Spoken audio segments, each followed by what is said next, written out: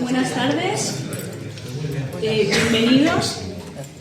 Nos encanta tener la sala de Cerchas así.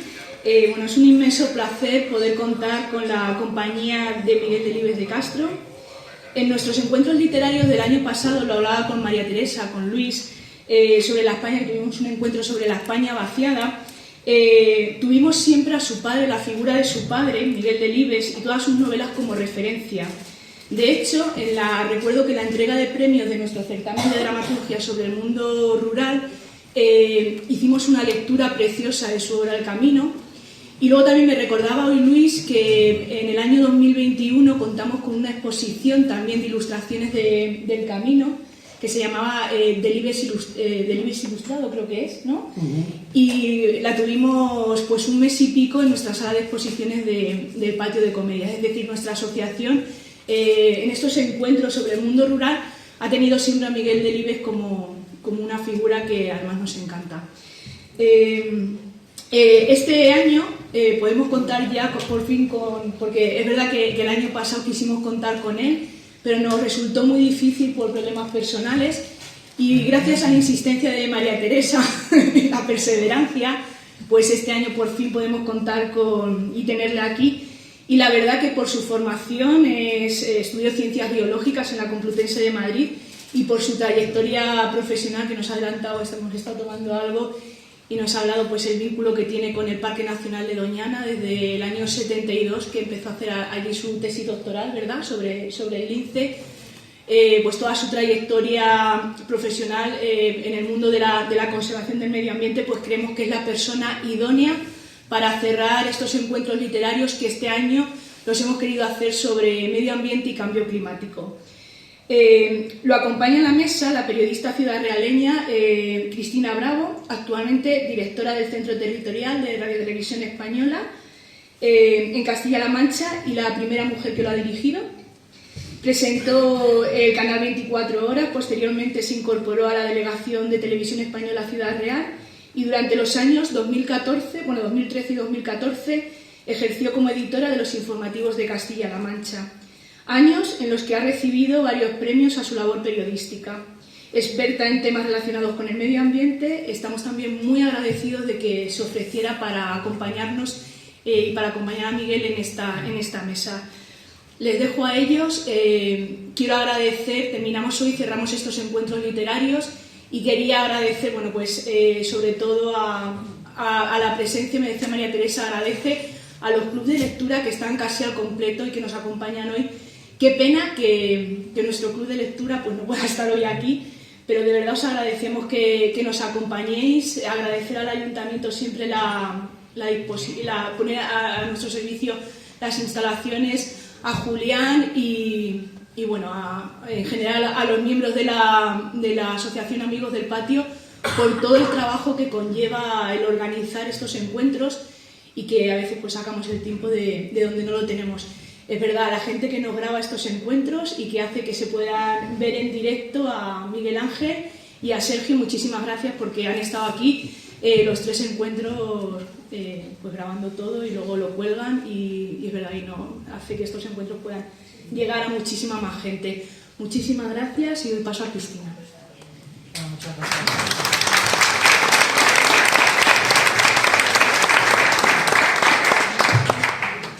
Pues solamente quiero agradecer en primer lugar a la Asociación Amigos del Patio de Comedias de Torralba de Calatrava por invitarme para participar en este acto, que es todo un honor. Radio Televisión Española en Castilla-La Mancha Radio Televisión Española en general, básicamente lleva desde antaño ya con Félix Rodríguez de la Fuente siendo referente en la difusión de temas medioambientales, pero nuestro centro territorial, el que dirijo desde hace 5 años, llevamos décadas llevando la parte de comunicación de proyectos de conservación, de proyectos europeos LIFE, como por ejemplo la conservación de los humedales de la Mancha. Luego ese proyecto derivó en Estepas de la Mancha. De hecho, en la provincia de Ciudad Real tenemos importantes humedales de los cuales hemos informado en la importancia de su difusión. Ahora estamos también con un proyecto LIFE en la Laguna de Lito. Llevamos proyectos también de protección de bosque mediterráneo, por ejemplo en Soria, el Life Forest Adapt, de cómo se adaptan los bosques, cómo se pueden adaptar al cambio climático para mejorar en su conservación. Y bueno, toda esta labor ha sido premiada por diferentes instituciones. El último premio, el Premio Regional de Medio Ambiente de la Junta de Castilla-La Mancha. Gracias de nuevo por estar aquí, por estar aquí, pero sobre todo es un honor estar contigo. Que bueno, todos lo conocéis de sobra, casi no necesita representación, pero siempre me gusta contextualizar, ¿vale? Entonces, bueno, como sabéis, es doctor en Ciencias Biológicas. Ingresaste por oposición en 1978 en el Consejo Superior de Investigaciones Científicas, donde eres profesor de investigación. De 1988 a 1996 fuiste director de la Estación Biológica de Doñana, donde nos contabas antes anécdotas inolvidables, seguro. Has publicado numerosos artículos sobre ecología, biología en las revistas más prestigiosas, además de libros de divulgación como Vida, la naturaleza en peligro. Colaboraste con un referente de Radio Televisión Española y del mundo en general, como Félix Rodríguez de la Fuente, en la redacción de la enciclopedia Fauna, y has sido galardonado con multitud de premios, como el Premio del Mérito a la Conservación de WWF Internacional, el Premio de Protección Ambiental de la Junta de Castilla y León y el Premio a la Protección del Medio Ambiente Rey Jaime. Hoy vamos a hablar sobre cambio climático, sobre sequía, sobre la conservación de la tierra, pero también de tu libro, La Tierra Herida, ¿no? Que escribiste hace casi más de 20 años con tu padre, y que releerlo casi 20 años después en un contexto en que muchos de esos problemas aún siguen acaeciendo en la sociedad es... Bueno, podemos ver que muchas cosas eran premonitorias, ¿no? Pero desde luego da una situación, sobre todo, de ver los problemas con perspectiva. Planteas preguntas como ¿qué futuro le esperan a nuestros hijos? ¿Qué mundo van a heredar? ¿Es el ser humano responsable de algunos de estos cambios? Hay muchas de esas preguntas que tantos años después se pueden contestar, se ponían de manifiesto entonces, pero aún vivimos ahora todavía más esa emergencia climática, porque los años han ido pasando y se han ido agravando muchos de esos problemas. Tu padre, te tuteo porque te llamaría siempre de usted, pero para hacerlo más coloquial lo habíamos hablado que te voy a tutear. Miguel Delibes, bueno, igual, es un referente universal para todos los que amamos la literatura y que hemos crecido leyéndole. Bueno, de sobra está por citar obras como La sombra del ciprés es alargada, con la que fue premio Nadal en 1947, y bueno, quedan en su memoria joyas literarias, bueno, pues como El camino, 5 horas con Mario, Los santos inocentes, Las ratas, El hereje, novelas en las que la España rural, la España despoblada, nuestros pueblos, nuestras tradiciones, nuestra problemática siempre han estado presentes. Fue Premio Nacional de Literatura, Premio de la Crítica, Premio Nacional de las Letras, Premio Cervantes de la Literatura y miembro de la Real Academia Española desde 1973. Sin más dilación, comenzamos. ¿Qué fue para ti escribir ese libro junto a tu padre? Bueno, si me permites primero, por supuesto, muchísimas gracias a todos ustedes por estar aquí, sobre todo. Si por muchos esfuerzos que hiciera la Asociación de Amigos del Patio de Comedias, María Teresa, todo lo que ya han contado, que realmente ha insistido mucho, si ustedes no vinieran, esto no valdría para nada. Así que muchísimas gracias por venir, muchas gracias por estar aquí, muchas gracias, Cristina, por haberte prestado a hablar conmigo de todo esto. Es una gran satisfacción. Y para mí, antes de hablar del libro, de La Tierra Herida, pero en la misma línea, es una satisfacción estar en un encuentro literario. Quiero decir que no es lo mío. Es verdad que cuando uno se va haciendo viejo, pues hace cada vez más cosas, distintas seguramente porque es más atrevido o porque ya le da todo igual, como decía mi padre.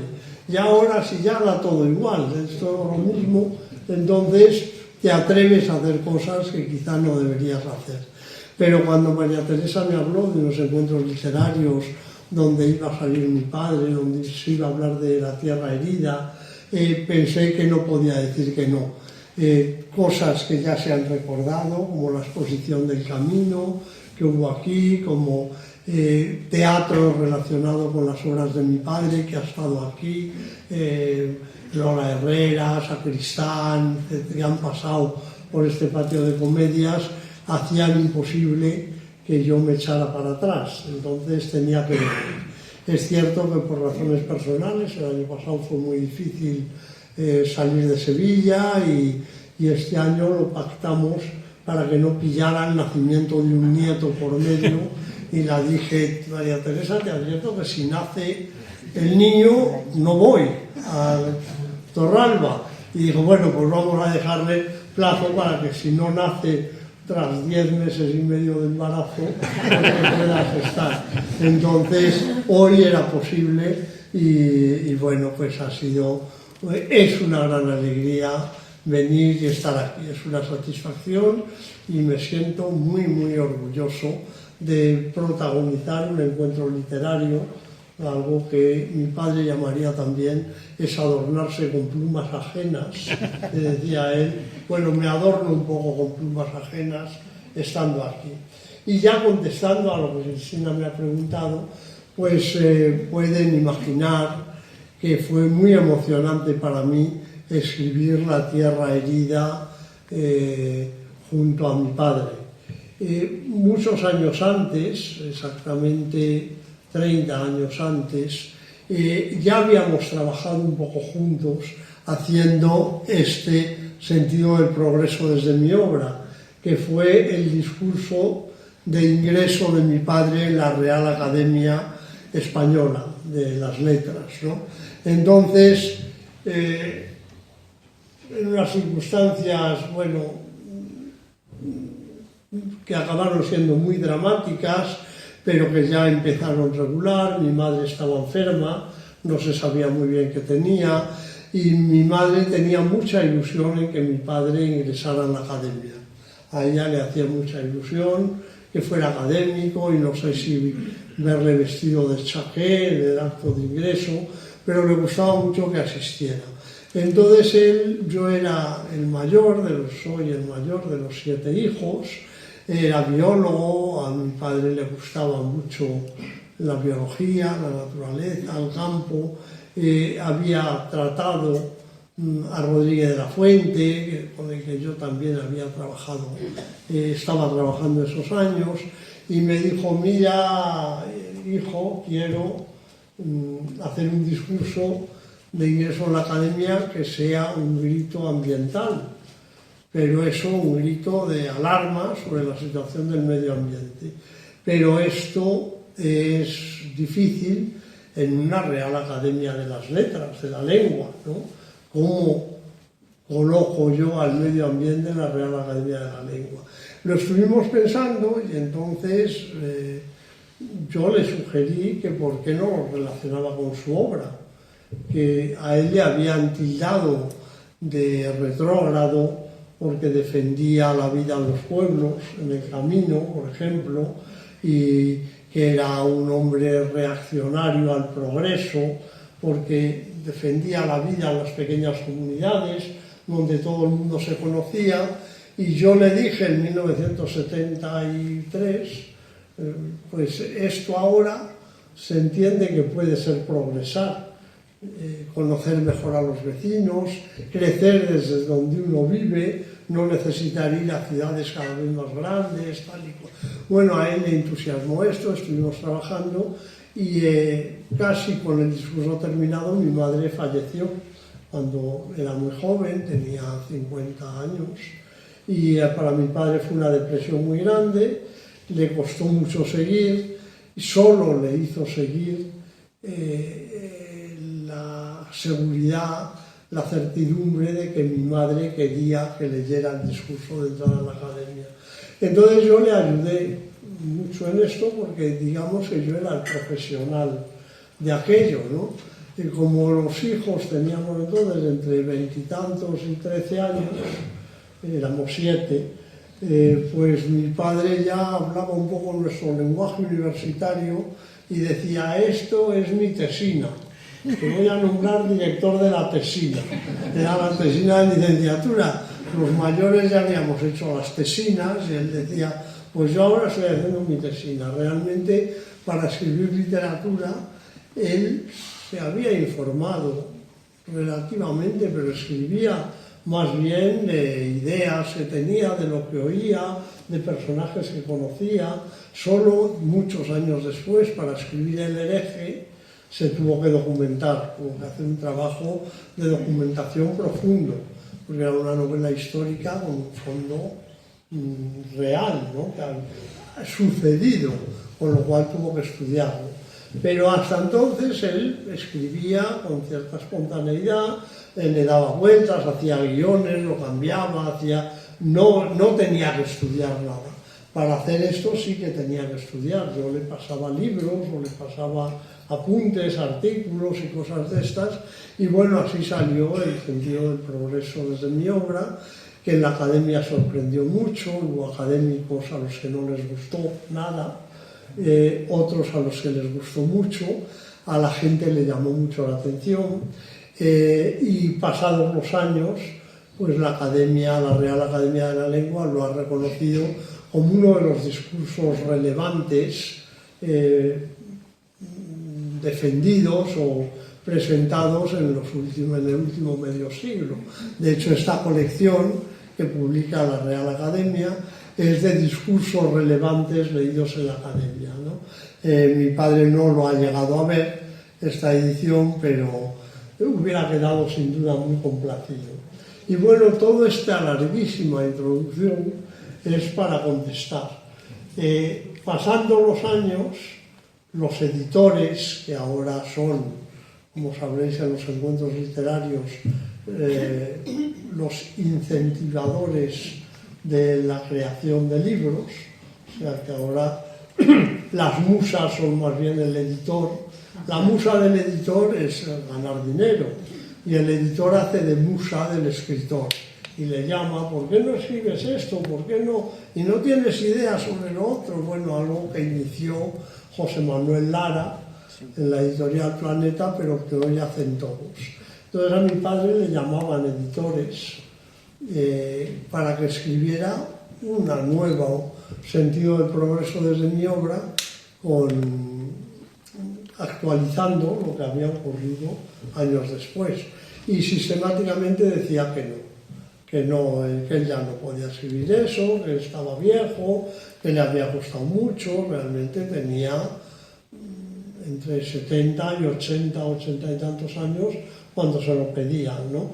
Había estado muy ocupado haciendo El hereje, que lo acabó con 79 o 80 años y le demoró 3 años en escribirlo, pero ya con 80 y algo, pues cuando le seguían insistiendo, pues a todos les decía, pedíselo a mi hijo que os le hace, que mi hijo es el que sabe de eso, que él les escriba el libro, que escribe la actualización.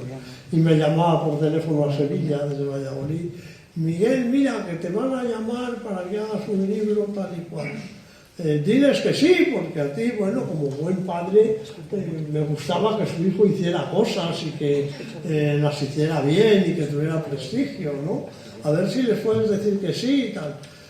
Y a los 10 días me decía, ¿qué dijiste a los editores? Y yo, papá, no me ha llamado ningún editor. No lo podía creer.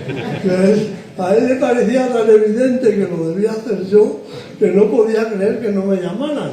Él no entendía que los editores no buscaban tanto el contenido de un libro como la autoría de Miguel Delibes, que era lo que iba a atraer lectores y, en definitiva, compradores, ¿no? Que lo que querían es un libro Y alguno, en concreto de la editorial Destino, que es en la que él había trabajado siempre, pues en 2003, o sea, hace 20 años, o quizá en 2004, a principios de 2004, sí, debió ser a principios de 2004, o sea, hace justo 19 años, cuando mi padre le dijo que tenía más confianza, y díselo a mi hijo, que es el que sabe, le contestó, ¿y por qué no lo hacéis juntos? Y a mi padre de pronto le hizo mucha ilusión. lo de poder hacer un libro juntos. Y me llamó un día a Sevilla, muy humilde, él tenía 82 años, 83 años entonces, y me dijo, mira, yo sé que estás muy ocupado, pero tú dime que no te sientas obligado, pero me han planteado esto y a mí me parece que tal, pero no me llegaba a decir qué, ¿no? Y yo, pero no te preocupes, dime que yo, vamos, si te puedo ayudar en algo, no es ayudar exactamente. Y ya me dijo, bueno, es que hagamos juntos, que hablemos, una conversación, y hagamos un libro sobre los problemas de la Tierra, que de alguna forma actualice el sentido del progreso desde mi obra, que era de eso casi 30 años antes, 28 años antes, y bueno, pues yo, tú piénsalo, y yo no tuve nada que pensar. Yo le dije, mira, me hace muchísima ilusión, y mi padre estaba deprimido, le habían operado de un cáncer, estaba diciendo que se encontraba permanentemente enfermo, que no se llegaba a recuperar, que tal, y que quisiera hacer algo. Pues a mí me hizo muchísima ilusión. Y le dije, mira, ya te digo desde aquí que sí, que lo hacemos, estupendo, lo habrá que ver cómo, pero por mí estupendo y seguro que lo pasamos bien y tal y cual, ¿no? Y bueno, pues esto debía ser abril o mayo, quedamos en ir hablando, en ir pensando, pues mira, yo creo que yo te hago preguntas, tú contestas y podemos grabarlo de alguna forma, y bueno, pues por ahí se metió por medio el editor, muy contento, cuando mi padre le dijo que sí, que mi hijo está de acuerdo y que yo estoy animado y lo vamos a hacer. Entonces el editor, que no se fiaba ni de él ni de mí, dijo, bueno, pues yo os mando un redactor, que os escuche, vosotros habláis, y él lo anota y luego lo publicáis. En definitiva, nos propuso enviarnos un negro, que se decía antes, para que el negro escribiera el libro, probablemente periodista. Que el negro escribiera el libro y que luego nosotros lo firmábamos. Es verdad que con el contenido que nosotros hubiéramos hablado. Y bueno, esto a mi padre, que era tradicional y yo bastante también en eso, nos indignó. Claro, vamos, que no se atrevería nadie a poner algo bajo nuestro nombre que no hubiéramos hecho nosotros, y que ni hablar, lo cual nos motivó mucho más a hablar. Y bueno, pues así empezó todo, quedamos en hablar en Sedano, en Burgos, que es donde tenemos una casa familiar, un pueblito pequeño, en las vacaciones de verano. Yo fui pensando unos cuantos temas, él también, a él lo que más le preocupaba era el calentamiento global, el cambio climático, y bueno, pues allí empezamos, y ya, si quieres te cuento más historias, pero vamos, de cómo ya eso fue el proceso de gestión o de redacción del libro, ¿no? ¿Y cómo fue ese proceso?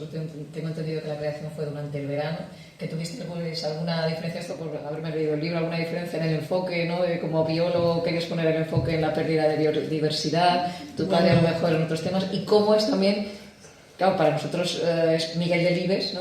Para ti es tu padre, ¿cómo es que te corrija Miguel Delibes en un proceso de creación literaria? Son varias cosas. Primero, empiezo por esta, para que no se me olvide. Es fantástico que te corrija Miguel Delibes. O sea que las cosas que él decía o que yo decía, que él decía y yo transcribía, o que yo escribía, las pusiera él mejor, es fantástico. Tuvimos un solo problema que yo lo sentí, porque él se llevó un disgusto, y es que una vez me corrigió la misma cosa dos veces. No lo acabamos durante mis vacaciones de verano, lo acabamos en septiembre, quizá incluso entra octubre, cuando yo ya estaba en Sevilla y él en Valladolid. Y entonces hablarlo lo habíamos hablado, pero yo no lo había transcrito. Y cuando transcribía un trozo nuevo le enviaba también lo anterior para que cogiera el hilo, para que siguiera el hilo. Y entonces una de las 2 veces o 3 que pasó, porque no fue mucho más, pues corrigió también lo que ya había corregido antes y lo corrigió otra vez todo, ¿no? Y entonces yo le dije que a cuál hacía caso, si a lo primero o a lo segundo, que era distinto, y eso le afectó mucho. Y yo lamenté habérselo dicho. Yo podía haber, como un hijo de 50 años en relación con un padre de 80, pues yo podía haber dicho, pues no le digo nada, cojo cualquiera de las 2 versiones, las 2 están muy bien, aunque sean distintas, y haya corregido distintas cosas y de distinta manera, pero se me ocurrió decírselo. Entonces me dijo, hijo, estás equivocado, yo eso no lo había leído nunca, no es imposible que lo haya corregido 2 veces. Bueno, se lo devolví y entonces quedó muy hundido, diciendo, cuando yo decía en mi discurso del premio Cervantes que ya confundía las cosas, que tal y cual, lo decía un poco por pose literaria, pero resulta que es verdad. Ya no estoy. Eso fue el único disgusto que tuvimos, que yo me daba golpes en la cabeza diciendo, ¿para qué se lo habré hecho ver y se lo habré recordado, ¿no? El resto fue Sedano. Empezamos grabando las conversaciones, pero yo me di cuenta de que así no íbamos a acabar nunca, porque claro, hablábamos no más de 2 horas o así, o 2 horas y media por la mañana, pero 2 horas y media con un magnetofón oyéndolo y sin demasiada práctica para escribir, que yo escribo en el ordenador pero con 4 dedos y poco más, ¿no? Y tenía que pararlo y volver para atrás porque se me olvidaba lo que había oído. Bueno, me di cuenta enseguida que aquello no iba a ningún lado. Entonces le propuse que hablábamos, que yo tomaba notas de su pregunta, muy escueta la pregunta, y de mi respuesta, que desarrollaba por la tarde escribiéndolo en el ordenador. Y por las tardes solía darle la versión ya escrita de mis respuestas y solo el esbozo de su pregunta, y él lo retocaba todo y al día siguiente lo estábamos al día, o sea que fuimos retrasándonos y perdiéndonos. Pero bueno, lo más bonito de todo es que él se ilusionó mucho de estar deprimido, muy desanimado, sin ánimo de nada, pues pasó a ser un hombre que canturreaba, que decían mis hermanos en Sedano. Es que está feliz, es que viene canturreando por el camino de la casa, es que estaba ilusionado con algo, ¿no? Tanto que mi hermana Elisa, que es la que ha vivido más años con él, ha vivido toda su vida con él, pues desde que nació, porque mi madre murió un mes después de que ella se casara, entonces en vez de irse a la casa que ya tenía, se quedó con mi padre, con su marido, y allá criaba a sus niños. Pues mi hermana Elisa le veía tan contento que decía, a partir de ahora cada verano un libro, el verano que viene de cocina conmigo. No llegaron a hacerlo, pero lo cierto es que mi padre estaba muy contento. Le gustaban las preguntas, le gustaban las respuestas, le gustaba meterme el dedo en la boca y decirme, no contestas bien, te estás yendo por las ramas, no te atreves a contestar. Y solo, es lo que Cristina sugería, pues cuando llegó el momento de hablar de animales y plantas, que es a lo que yo me dedico, mi padre decía, bueno, hijo, yo creo que ya con lo que hemos hablado, esto está un poco de más, ¿no? Y yo le decía, no, papá, si esto es a lo que yo me dedico, yo no puedo hacer un libro que no salgan las especies que desaparecen y el tal y cual. Pero, hijo, eso es muy triste, decía él. Es verdad que es muy triste, pero no vas a comparar con que nos estemos asando vivos, que nos vamos a asar vivos. Yo ya lamento que el lince desaparezca, pero pues es triste, pero no es un problema muy serio. Yo le decía que sí que era un problema muy serio, y ahí ya nos pegamos en serio, porque él decía que no, que se iba a quitar interés al libro, porque era un tema secundario, y yo le decía que o metíamos aquello o no había libro, que yo lo seguía y que no hacíamos nada. Entonces ya aceptó, pero en la comida, que comemos en una piedra de molino, allí al aire libre, que hace la manera de mesa, en Sedano, mi padre decía a mis hermanos, vuestros hermanos se han empeñado en meter esas cosas de las mariposas, de las plantas y tal y cual, que el libro pierde muchísimo interés, pierde dramatismo, pero como se ha empeñado, pues lo tendremos que hacer como él quiere, entonces ¿qué le vamos a hacer, no? Y ese fue ese, y algún día que me dijo también que es una cosa bonita desde el punto de vista de la creación literaria, de mi padre, que era el literato, no mía, ¿no? Pero bueno, a mí con el tiempo me ha hecho ilusión, porque me ha hecho pensar que yo era un poco creador también, ¿no? Algún día me afeó que había avanzado poco en transcribir al papel lo que habíamos hablado. Dijo, y no me traes casi nada, pero ¿qué pasa? ¿Que te has dormido? ¿Qué tal y cual? Y yo me enfadaba alguna vez porque, claro, eran también mis vacaciones de verano todas dedicadas a eso. Yo estaba un poco cansado también algún rato y le decía, mira, me he pasado escribiendo toda la tarde y pensando y tal y cual. Y luego por la noche encima no he podido dormir dando vueltas a cómo contestar o a cómo articular y tal. Y mi padre me dijo, que es enternecedor, hijo, bendita vigilia del Creador, ¿quién volviera a pillarla? Me dijo él a los 82 años, ¿no? Esto me emocionó también, me hizo pensar la de vigilias que él se había pasado, dando vueltas a los argumentos, a cómo enganchar distintas piezas o personajes de una obra, y me hizo pensar también que yo era un poco creador con esa vigilia de no saber cómo contarlo, ¿no? En ese aspecto, lo he dicho alguna vez, los científicos somos también creadores y también tenemos esa vigilia de discutir cómo podemos contar lo que estamos investigando para que a otros les interese y para que nos puedan aceptar en las revistas los artículos, ¿no? Claro. Bueno, cuando ya acabamos, ya en septiembre, mi padre habló con el editor y el editor dijo, pero ¿tenemos libro?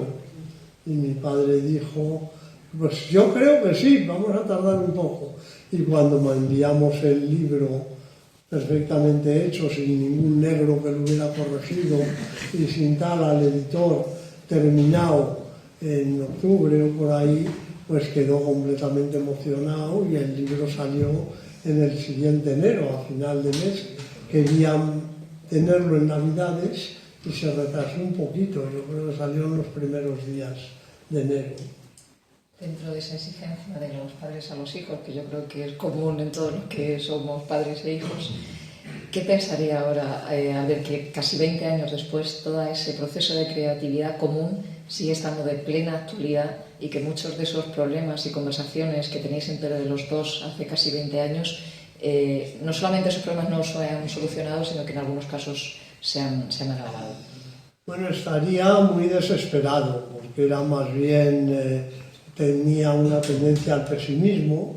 Ya entonces, en algún punto del libro, dice también, hijo, yo decía como pose o como un poco tal, que iba a llegar a ver el fin del mundo, pero resulta que le voy a ver de verdad. O sea, que él percibía que el mundo se acababa en cuestión de meses o de años, ¿no? Porque le parecía dramático todo lo que estaba ocurriendo. Que 20 años después o 19 años después no se haya puesto remedio a la mayoría de los problemas, le parecería terrible, ¿no? Estaría muy desanimado. Pienso lo que sería los incendios de cada verano, ¿no? Ya en vida le preocupaban mucho los incendios forestales, le preocupaba que se pudiera quemar su casa de Sedano porque veía fuegos cerquita, ¿no? Si hubiera visto los incendios forestales de estos últimos años tan terribles, tan dramáticos, de decenas de miles de hectáreas con personas muertas, con más de una, más de dos, más de 10 personas muertas en el incendio, esos incendios de sexta generación que no se pueden apagar, ¿no? Y yo creo que estaría muy, muy deprimido y le aliviaría poco que yo le transmitiera que la conciencia ambiental, en cambio, ha crecido mucho, ¿no? Ahí en el tema de los incendios y la consecuencia de la pérdida de biodiversidad de los bosques y el papel de los bosques como freno al cambio climático, ahí discutiría menos porque se daría cuenta de la gran importancia de la biodiversidad, ¿no? De la conservación de la biodiversidad. Probablemente sí, yo hablamos poco entonces, pero hoy día hay muchas evidencias ya de la importancia de la biodiversidad, ¿no? Y ahí resulta evidente pues, que faltan polinizadores, hay pérdidas en las cosechas importantes porque no hay insectos que polinicen las cosechas, ¿no? Es evidente que los bosques tienen un papel en la regulación del clima. Yo creo que él, sin duda, aprendería más. De hecho, uno de los temas que a mí me ha preocupado, y en la pandemia empecé a escribir un libro que luego no terminé, en cuanto nos dejaron salir de casa, salí escopetado y ya no he vuelto a coger el libro, ¿no? Pues era contestando a esa inquietud de mi padre. Yo quería escribir, un poco le debo, un libro que yo llamo, desde que hablé con él, tenía la idea de llamarle Gracias a la vida, por la canción famosa, y era contar todo lo que la biodiversidad, lo que la naturaleza hace por nosotros, ¿no? Regulando el clima, reteniendo agua, depurando, polinizando, y además ponía los títulos de los capítulos, era escogiendo animales o seres vivos no especialmente atractivos, precisamente para llamar la atención, ¿no? Un capítulo es Gracias a las lombrices. Bueno, ese capítulo se dedica a contar por qué el suelo es fértil y por qué el suelo produce algo y podemos comer, porque está vivo por todos los seres vivos que hay ahí, ¿no? Pero en plena pandemia se me ocurrió titular a otro Gracias a los murciélagos. Y contaba que los murciélagos, como las aves, como las lagartijas, como las arañas, pues nos liberan de muchas plagas potenciales y controlan los insectos que podrían ser plagas, que cuando eliminamos los pájaros y los murciélagos, pues es mucho más fácil que se produzcan plagas nuevas que antes no eran, ¿no? Entonces estaba hecho un poco así a propósito para provocar, dando las gracias a aspectos de la biodiversidad. Gracias a los buitres era otro, por ejemplo, ¿no? Bueno, pues a lo mejor algún día lo hago cuando sea mayor. Si no, Supongo que en ese libro a lo mejor hay un capítulo para el lince, desde 1988 a 1996, perdón. Fue director de la Estación Biológica de Doñana, hizo una labor importantísima en la conservación de las especies más emblemáticas de la península ibérica. Actualmente, bueno, hemos pasado de los años 80, apenas había linces en la península ibérica, a tenemos una población en Castilla-La Mancha que alcanza casi el medio millar, y en toda España creo que estamos en 1.300 y pico linces ahora mismo. ¿Cómo ves la conservación de la especie? ¿Qué a lo largo de toda tu carrera, cómo has visto evolucionar la especie? Debo decir que por ahí detrás está Pablo Ferreras, que hizo la tesis conmigo con los linces y ha seguido trabajando con el lince hasta hoy. Y bueno, yo he dicho muchas veces, yo estoy muy orgulloso de esto, no porque nosotros hayamos salvado a los linces, que no lo hemos hecho, ha sido una tarea de conservación, de gestión, lo han hecho los españoles, los andaluces, los castellano-manchegos, los europeos, nuestros gobernantes, los proyectos LIFE, etcétera, etcétera. Pero Pablo Ferreras, yo y algunos otros tenemos el mérito de haber levantado la liebre, digamos, ¿no? Y haber puesto Alejandro Rodríguez, natural de Granátula de Calatrava, pues tenemos el mérito de haber levantado la liebre, puesto en el escaparate el lince, ¿no? Uno de los días importantes como agradecimiento al trabajo, como remuneración emocional de mi trabajo, fue cuando me llamaron desde Suiza y me dijo una chica, mire, le llamamos de Suiza, de la Unión Internacional de Conservación de la Naturaleza, de la UICN, porque hemos leído sus artículos científicos y le queremos preguntar si son ciertos. Yo dije, claro, yo creo que son ciertos, por eso los hemos hecho, ¿no? Si no, no los habríamos hecho, pero desde luego no nos hemos inventado nada, podemos haber estimado mal alguna cosa, pero desde luego la cosa del lince va por ahí, ¿no?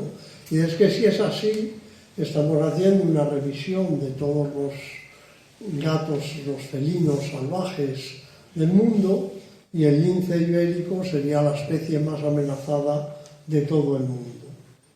Y yo me quedé muy sorprendido y le dije, pues será, claro, si le sale eso, seguro que es así, porque esos son los datos que tenemos, con los criterios les ponían ellos y con sus criterios sería así.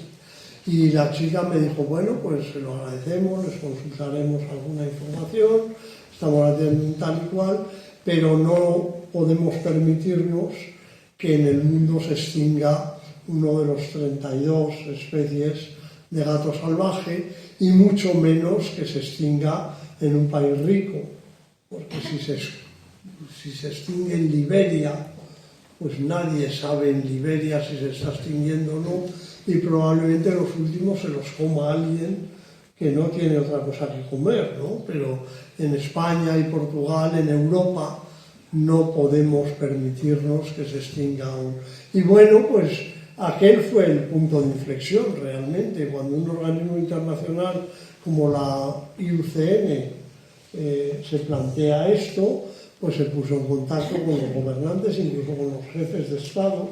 Me consta que les llegaron algo al rey de España y al presidente de Portugal, les dijeron que por vergüenza torera, digamos, no podíamos consentir que se extinguiera el lince aquí, y bueno, pues ahí empezó a llegar, a pesar de nuestras desavenencias entonces, también eso estoy yo contento conmigo mismo, en una reunión en el Ministerio en Madrid, los responsables de la conservación decían, no podemos pedir un live porque nos lo van a rechazar, porque saben que nos llevamos mal y entonces dan por supuesto que será un fracaso.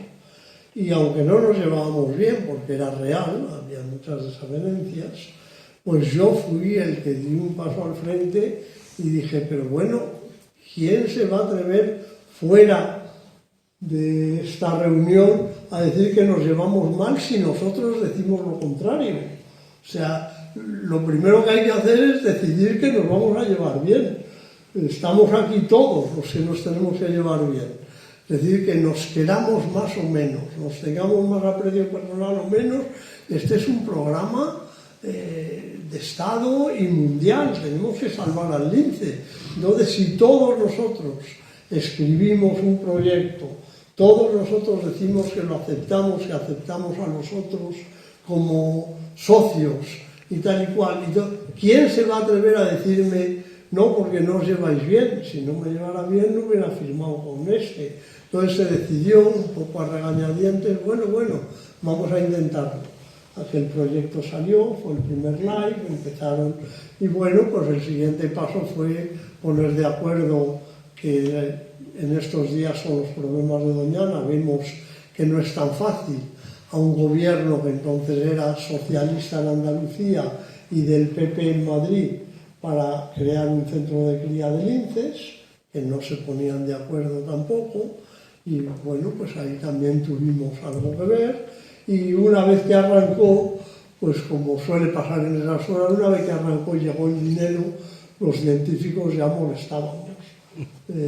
Nosotros queríamos seguir investigando, pero ya se empieza a generar todo un mundo una bola grande alrededor del lince y de tal, y los que habíamos empezado pues estábamos cada vez más incómodos, entre otras cosas, como tú sabes, los proyectos LIFE no financian investigación, es de conservación pura y dura, entonces los fondos que había eran para conservar el lince, no para estudiarlo, y en gran medida acabamos retirándonos, dejamos mucho de la investigación, pero yo estoy muy orgulloso de esa fase, porque realmente los que llamaron la atención sobre el problema, os decía antes, los que levantamos la liebre fuimos nosotros, aunque luego la hayan cazado otros. Estamos muy contentos de que la hayan cazado, estamos orgullosísimos de que haya 1.500 linces ahora, de que la cría en cautividad saliera bien, de que si no hay más ahora mismo es porque no tenemos muy buenos sitios donde soltarlos, pero somos capaces de producir los linces que haga falta. Ahora mismo se está intentando limitar los linces que se producen porque no hay donde llevarlos, pero todo esto ha funcionado muy bien. Es un punto muy positivo, muy a favor del optimismo, ¿no?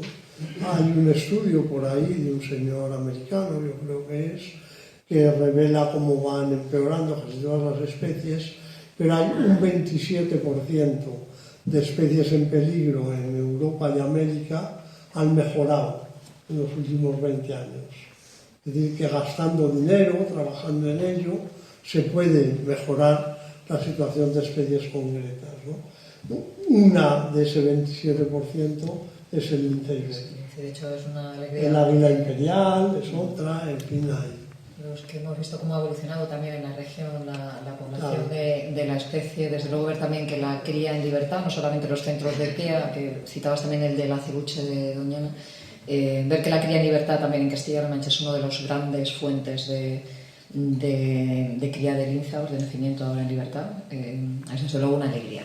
Le iba a preguntar más adelante, pero como ha citado ya Doñana, está de plena actualidad. ¿Cómo ves un poco ahora mismo la situación en Doñana con el tema de los pozos? Bueno, Doñana es un territorio, primero de todo, muy bien defendido legalmente, con las normativas. Tiene el diploma de la UNESCO por un lugar bien conservado, está protegido por la Unión Europea, por un montón de directivas, es parque nacional, está protegido y luego está protegido por un prestigio mundial, ya no solo local, ¿no? Entonces yo sostengo, y se lo dije ya hace un año justo, un poco más, 13 meses, a los diputados en el Parlamento andaluz, que con una ley no van a poder acabar con Doñana, porque esa ley no va a ir a ningún sitio. Ahora, en ese aspecto tengo relativa tranquilidad. O sea, el Tribunal Constitucional, la Unión Europea, vetará la aplicación de una ley que amplíe los regadíos mientras no haya más agua. Y quiero creer que Doñana por ahí no va a caer. Pero es verdad, que lo digo también, que en todas estas batallas que acabamos ganando, porque está muy bien defendida, vamos perdiendo jirones de Doñana y va empeorando.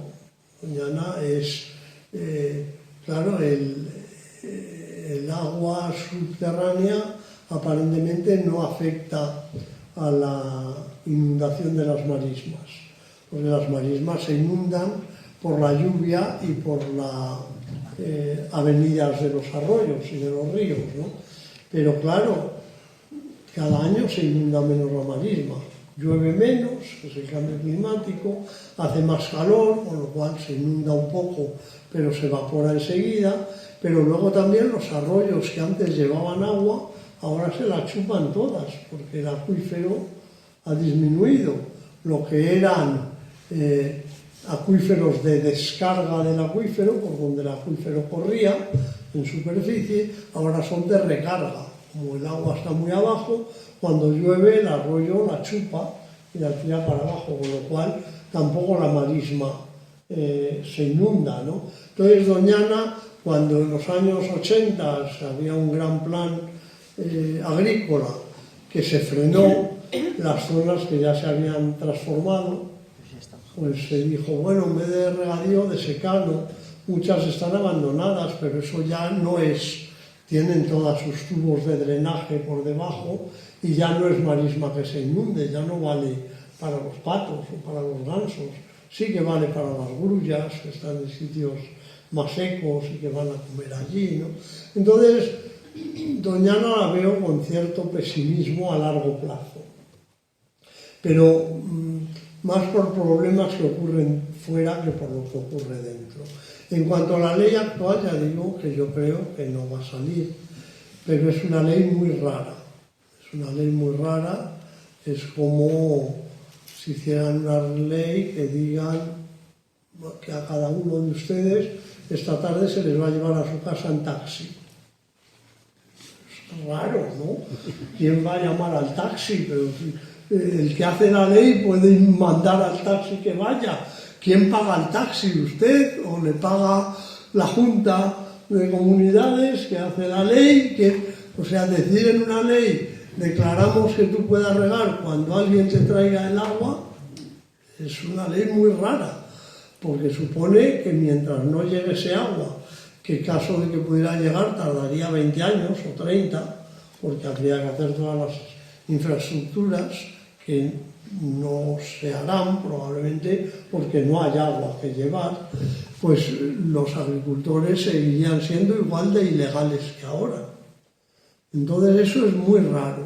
Todo hace pensar que hay algún truco legal que yo no conozco y que consistiría pues probablemente en decir, bueno, mientras no llegue el agua te dejo seguir bombeando de los pozos.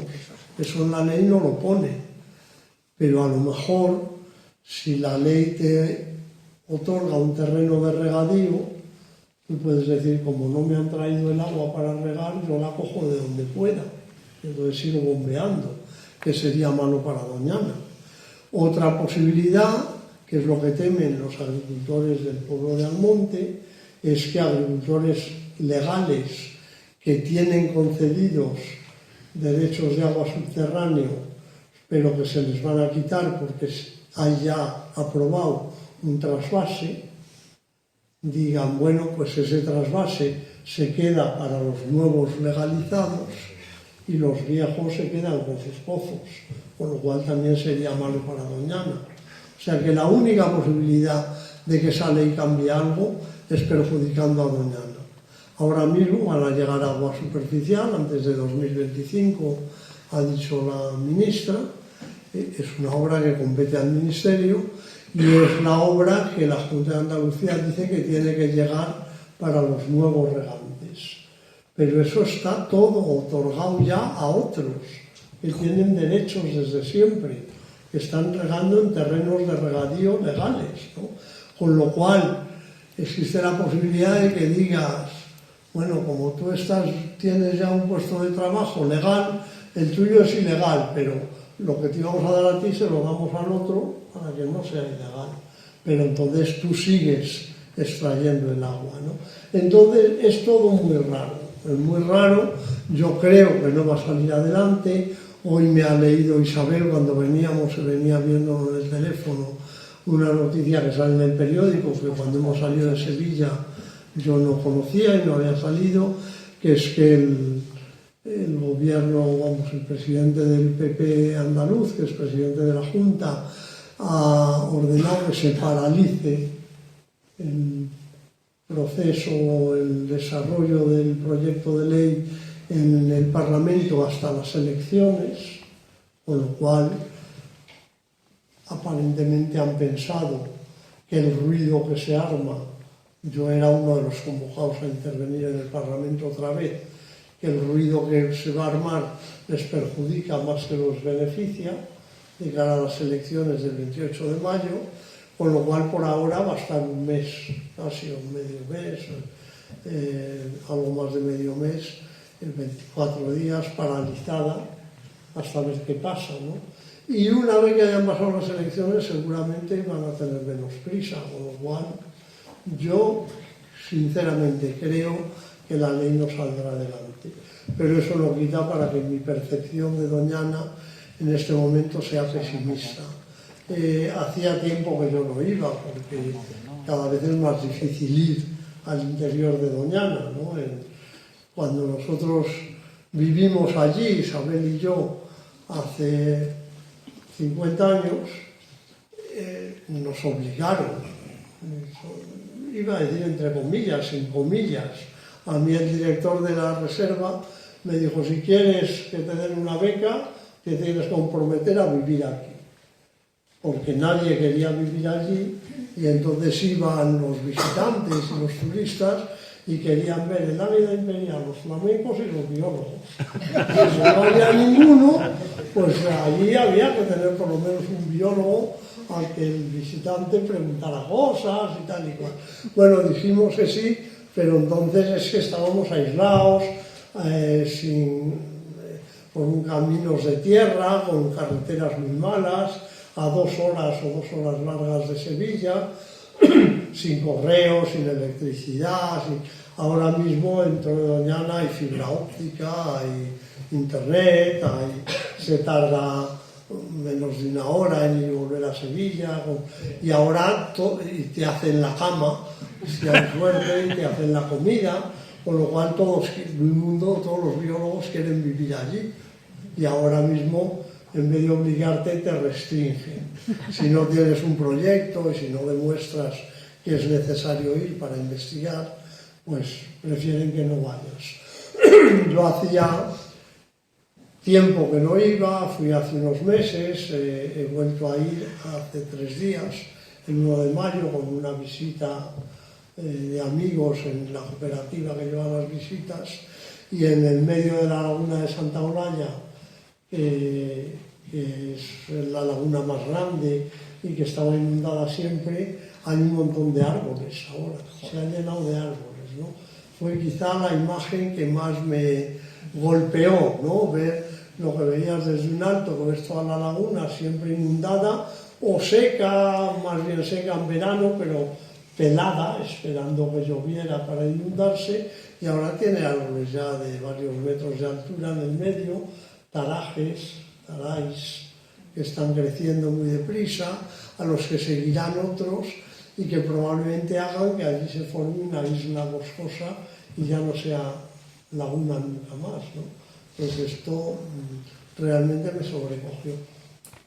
Hablas del cambio de paisaje en Doñana, pero también hemos visto en las últimas décadas cambio de paisaje en las tablas de Daimiel. Estamos dentro de hecho, Torralba de Calatrava dentro del área socioeconómica de las tablas de Daimiel.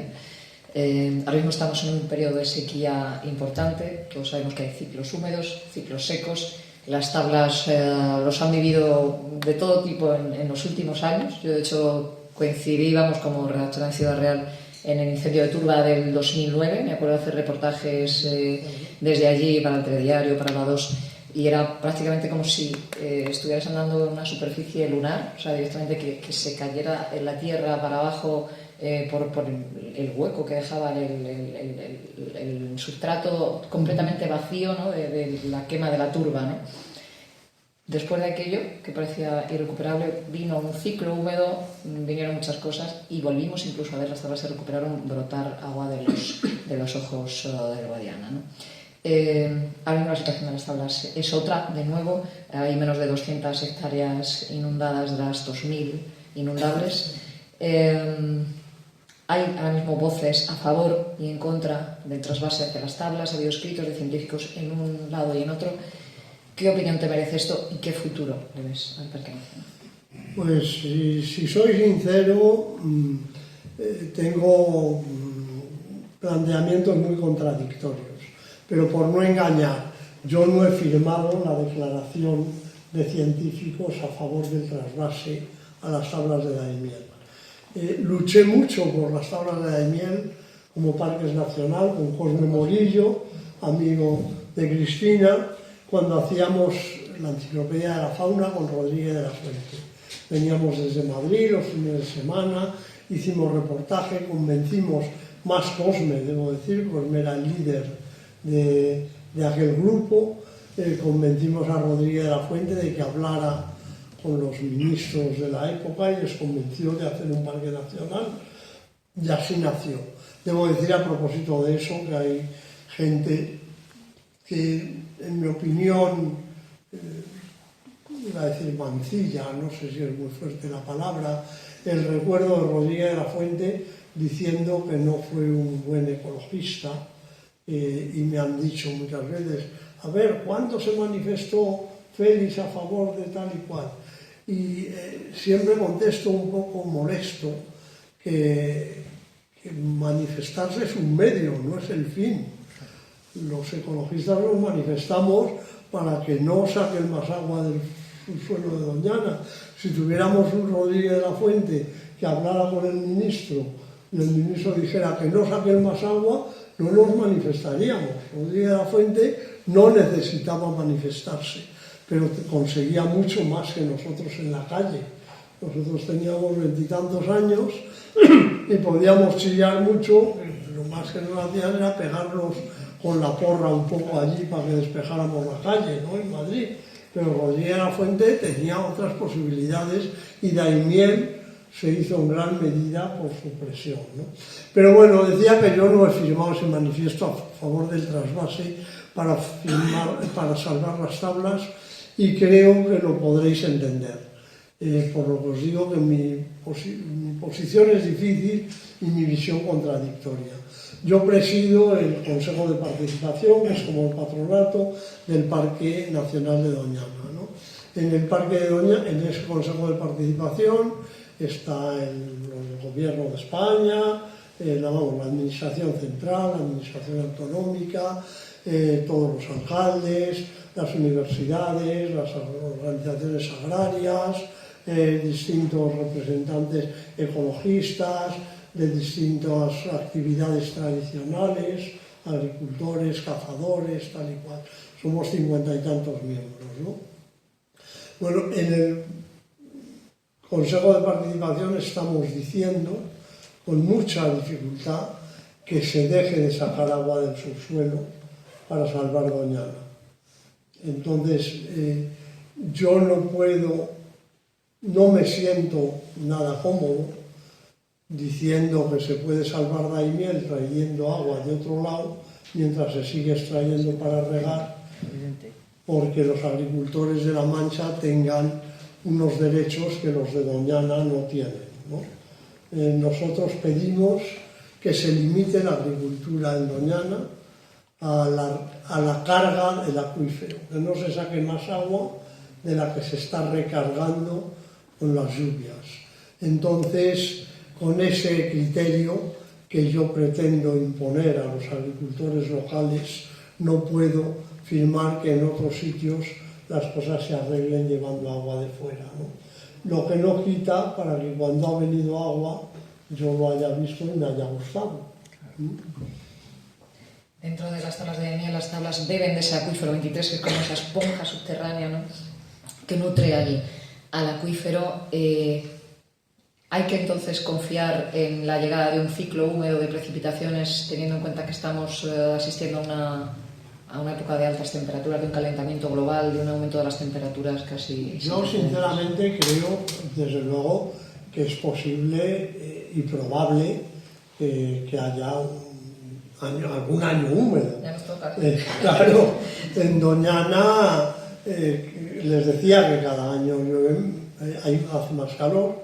Nosotros en el Palacio de Doñana, ya en aquella época teníamos un observatorio meteorológico rupestre, y íbamos nosotros a medir allí con el algodón húmedo y el seco y tal y cual para medir.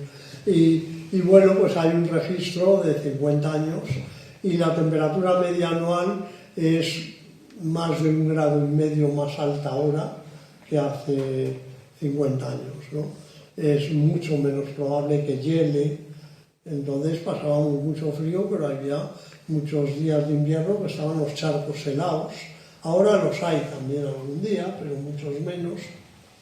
Bueno, eso evapora mucho, pero también llueve menos, aunque eso es menos claro. el ciclo seco, el que tú hablas, con picos que se han acercado casi a la media anual, lleva 12 años. O sea, lleva 12 años lloviendo menos de la media de los últimos 30 o 40, ¿no? Pero en 2010 llovió casi el doble, ¿eh? En 2010 llovió una barbaridad, entonces algún año lloverá, no sé si tanto como en 2010.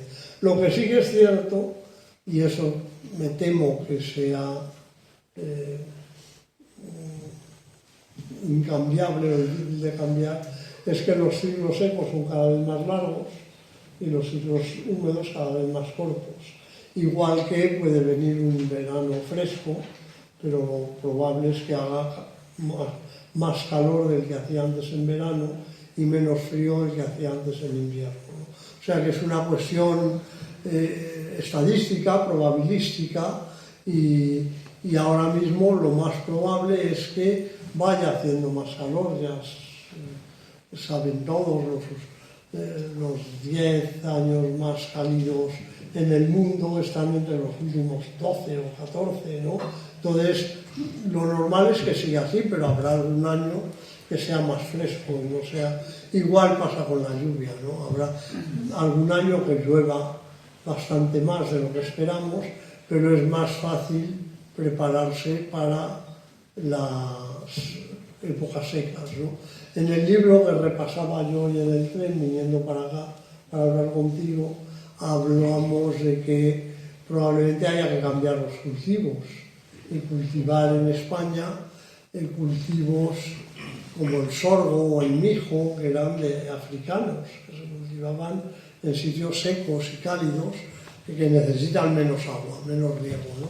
Bueno, pues yo que me gusta mucho salir en bicicleta, salgo a menudo en bicicleta por los alrededores de Sevilla, en bicicleta de montaña, por el campo. Es más difícil que hacerlo aquí en Ciudad Real, que tenéis el campo muy cerquita. Pero bueno, a mí me gusta salir y durante tiempo pues he ido viendo los cultivos y hace ya años, 7 o así, me llamaban la atención los maizales. Y cuando ya creció el maíz, de pronto dije, si esto no es maíz, es otra cosa distinta que maíz, ¿no? Y un día estaba un señor allí regando y me paré con la bici a hablar con él y ya me explicó que era sorgo, en efecto, ¿no? Y me explicó que llevaban ya años plantando sorgo porque el maíz requiere 5 riegos y el sorgo solo 2 o 3 en la temporada y luego aguanta mucho mejor el calor. Y el agua la cogen de un río, de un cauce, o sea que tampoco es que paguen mucho por ella. Entonces se lo pregunté, digo, bueno, pero el agua tampoco les cuesta muy cara, ¿no? Porque usted la está cogiendo de ahí con una goma y un motor. Me dijo, nos cuesta caro el gasoil.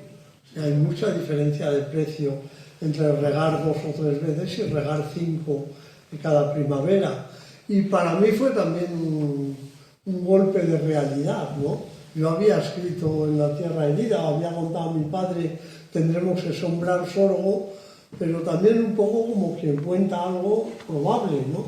Encontrarme que al lado de mi casa, a 20 kilómetros de casa, llevaban 2 o 3 años sembrando sorgo porque les salía más rentable que sembrar maíz, porque necesita menos agua, me hizo ver que los cultivos posibles de los que hablábamos en 2004 pues ya estaban aquí, ¿no? Pues esto me enlaza para preguntarle por el agua como recurso económico, también teniendo en cuenta la necesidad de agua para los cultivos. En Castilla-La Mancha una de las noticias del año ha sido el recorte del trasvase Tajo Segura al Levante, ¿no? Que bueno, durante años se han venido bebiendo sus cultivos del agua de la cabecera del Tajo, ¿no? ¿Qué opinión le merece este recorte al trasvase? Bueno, no lo sé suficientemente bien como una informadora, eres tú para contestarte, pero en general me parece razonable. O sea que yo creo, no es razonable cultivar cosas que necesiten mucho agua donde no hay agua. O sea, no es lo normal. No quiero decir que no pueda existir, no quiero decir que no pase a veces, que no tenga que pasar, no quiero decir que no se hayan hecho muchas inversiones y haya que rentabilizarlas y haya que mantener vivos a los árboles, por ejemplo, ¿no? Lo que quiero decir es que como criterio general no es lo normal cultivar regadío, poner regadío en los desiertos. Es una cosa que no es a lo que deberíamos aspirar, mucho menos cuando aparentemente va a haber cada vez menos agua, ¿no?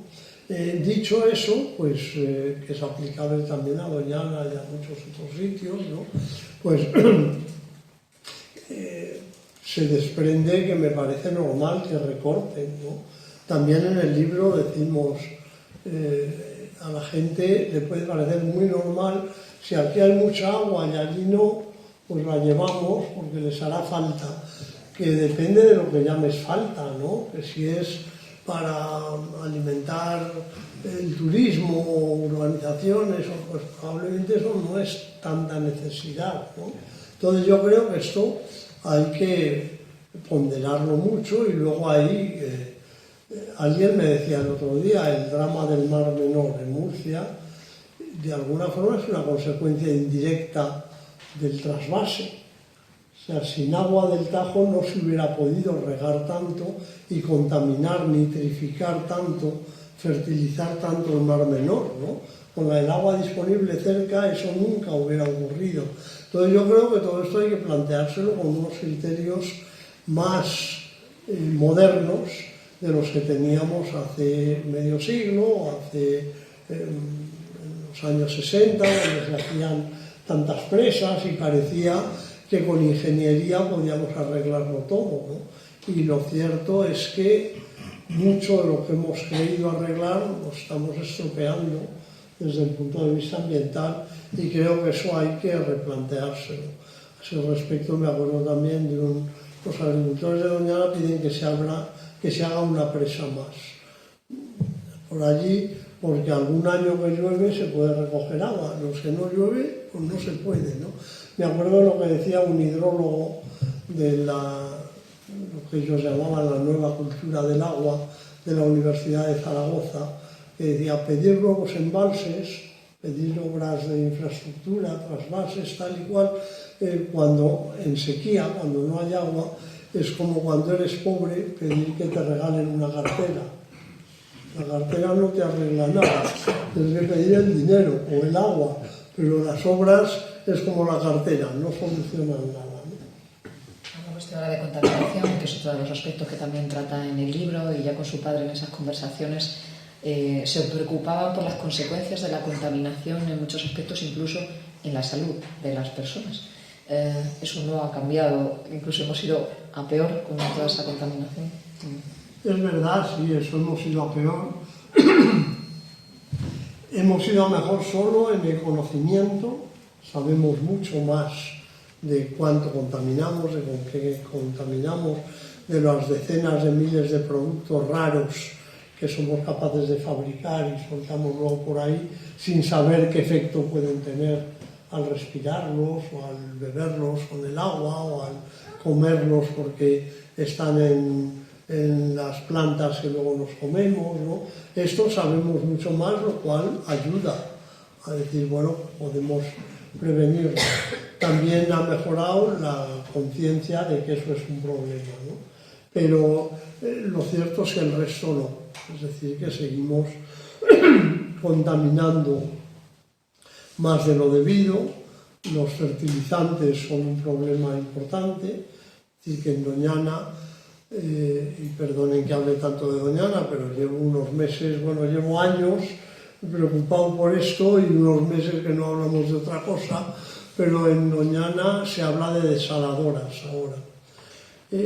Tal vez una desaladora solar, que no emitiera CO2, que compactara los residuos y se pudieran usar las sales, utilizar y no las devolvieras al mar y no generaras hipersalinidad y todo esto, pues tal vez eso podría parecer no problemático, pero lo cierto es que aumentar las hectáreas de regadío alimentadas con fertilizantes, con pesticidas, con tal y cual, va a acabar repercutiendo en el acuífero de Doñana, como ocurre en otros sitios, y en el momento que en el acuífero de Doñana, que es el que alimenta a los pueblos de la comarca, el que alimenta a la urbanización de Matalascañas, el día que digan que el agua no es potable porque tiene demasiados nitritos o nitratos, pues será un problema para todos, ¿no? Entonces, creo que hay que aprender a hacer otras cosas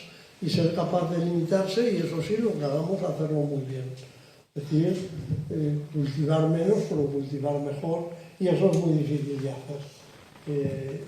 Cada vez que los humanos hemos inventado una tecnología nueva para hacer algo más limpio, por ejemplo, pues en vez de limpiar, hemos expandido tanto esa tecnología. Se pone siempre de ejemplo a los coches, ¿no? Y dices, bueno, la gasolina sin plomo efectivamente ha limitado mucho la contaminación del plomo en la atmósfera. Ahora apenas hay plomo pero como hay muchísimos más coches, pues resulta que no ha disminuido tanto. El plomo sí, pero no otros contaminantes, ¿no? Es decir, que a medida que los hacemos más eficaces, cuando dices vamos a contaminar menos, porque ya hacemos un coche que con 3 litros de gasolina recorra 100 kilómetros. Pero eso anima a comprar más coches y a recorrer más kilómetros, con lo cual quemas menos gasolina, pero estás contaminando lo mismo, ¿no? Esto me temo que pase con el agua. A medida que el agua vaya siendo ya más escasa, más cara, haya que pagarlo, este agricultor del sorgo solo pagaba el gasoil de su motor para sacar el agua, pero si se hace una desaladora en algún lado, pues se va a cobrar a los agricultores, no digo que el precio de la desaladora y de lo demás, pero sí al menos el precio de desalar el agua que usan, con lo cual les va a costar 50 céntimos o 60 céntimos o más el metro cúbico, y ya no se sabe si les compensará tanto, ¿no? Pero lo normal es que si se dice, bueno, pues no se cobra, se subvenciona, pues se harán más cultivos todavía, y no es el mejor camino, ¿no? Habla usted en su libro del calentamiento global, del agujero de la capa de ozono, pero ¿cómo ustedes, eres biólogo, cómo afectan todos estos cambios a las especies, a la fauna, a la flora, a los tiempos, a los periodos de cría, de nidificación en sitios como Castilla-La Mancha, como Andalucía? Y me vas a permitir que haga un inciso para rematar lo que acabo de decir antes. Se me ocurre que muchos de ustedes estarán diciendo, pero la gente tiene que comer, hay que darles de comer en algo, entonces ¿cómo vamos a limitar la agricultura, los regadíos y tal? Bueno, esto también en parte no es del todo real, ¿no? Eso tenemos que hacerlo mejor también. En la gestión, la gobernanza de la comida hay que hacerlo mejor. Ya sabemos perfectamente, sabemos que con la comida que tiran los productores, porque es mala, quiero decir, porque tiene mal aspecto, porque les ha salido la pera con muchas manchas marrones, y entonces no se puede colocar bien en Mercadona, ¿no? Con la comida que tiran los supermercados, porque les caduca, con la comida que tiramos en casa, porque no sabemos medir lo que compramos y nos sobra, con la comida que se tira en Occidente cada año o cada día o cada mes, daría para alimentar sobradamente a todos los humanos que hay en el mundo, ¿no? Entonces no es verdad que haya que incrementar mucho las superficies de cultivo, lo que hay que hacer es organizarse mejor y dejarlos organizar y dar prioridad a defender el ambiente y defender a los consumidores, a los que tienen que comer y tal y cual, ¿no? Otra noticia que a mí me impresionó mucho, y muchos de ustedes tendrán mascotas y las quieren mucho, pero me llamó mucho la atención también con lo que se invierte en comida comprada, ¿no? Para las mascotas, gatos, perros y tal, se podría alimentar a todos los niños hambrientos del mundo. Con lo que estamos gastando en el... Entonces, todo eso tenemos que reconsiderarlo, ¿no? No es tan sencillo decir hay que hacer transgénicos y nuevas variedades y cultivar en las zonas húmedas y deshacer los parques naturales porque hace falta comida. No hace falta comida si luego la vamos a tirar. Es otro asunto, ¿no? Bueno, y ya paso al de cómo afectan los cambios a la fauna, a la flora. Pues bueno, en Daimiel lo sabéis muy bien, ¿no? Cuando veníamos a las lagunas de la Mancha desde Madrid, yo alguna vez he venido a apoyar la creación del Parque Nacional de las Tablas de Daimiel. He venido también acompañando a mi padre de caza, a cazar patos en lagunas en la Mancha, y era un hervidero de vida. Y bueno, y he venido también cuando se han recuperado las tablas, vinimos una vez Isabel y yo a verlas, y volvían a ser un hervidero de vida. Si no llueve, si no se inunda, si se quema la turba y se pierde y se cuela todo el agua y no se retiene, pues toda esa vida la perdemos, ¿no? Es decir, es verdad que las aves acuáticas, sobre todo, los organismos acuáticos en general, también los que parece que no son capaces de viajar lejos, son capaces de viajar lejos, porque han estado en toda su historia evolutiva muchos millones de años encerrados, aislados. El que vive en una laguna estaba aquí encerrado.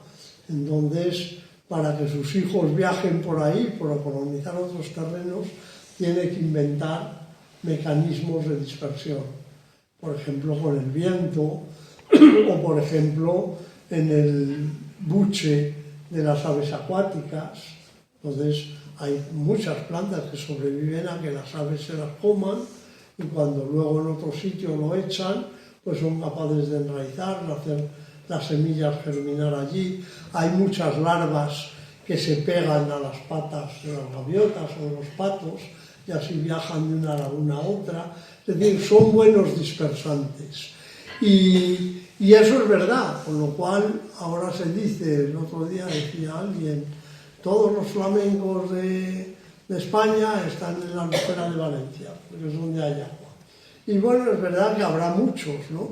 Pero hay un aspecto que no se contempla, quiere decir que esos no se han muerto de sed, pero estos años secos miles de flamencos no están criando, pues hay menos cada año, se mueren y no se incorporan otros jóvenes, ¿no?